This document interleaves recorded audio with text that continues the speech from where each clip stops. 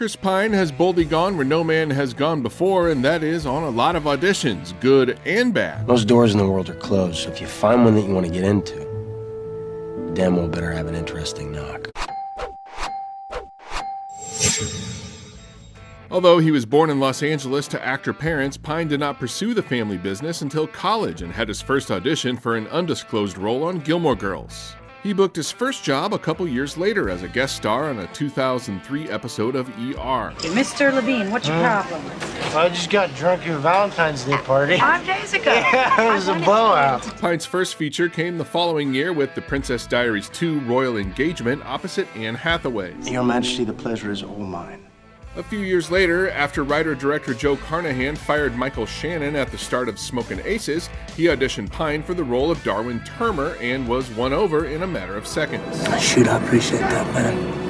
Unfortunately, Pine was not that convincing on all of his auditions. Writer-director James Cameron brought him in for Jake Sully in Avatar, but Pine admittedly bombed, and the role, of course, went to Sam Worthington. Around that time, Pine was also considered for Sam Flynn in Tron Legacy, as was Ryan Gosling. The production team instead went with the lesser-known Garrett Hedlund. Oh man, this is happening. Fortunately, an even bigger opportunity to beam up his career was around the corner. As director J.J. Abrams was casting Captain Kirk for his 2009 Star Trek reboot, he met with Chris Hemsworth, but felt the Australian actor was too tall and instead offered him George Kirk, the father of Captain James T. Kirk. Chris Pratt, who was also up for Jake Sully in Avatar, screen tested for the role, and Poseidon's Mike Vogel was also reportedly in the running, but in the end, Pine won out. Well, we had to improvise when our warp core.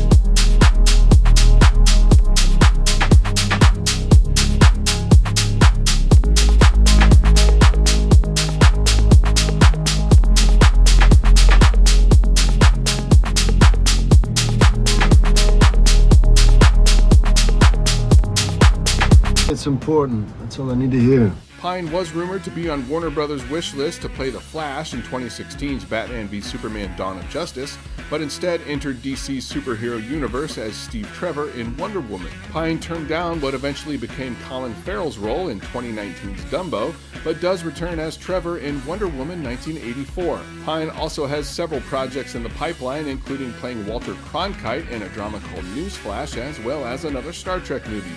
It's definitely safe to say Chris Pine has prospered. I have no idea what I'm supposed to do. I only know what I can do.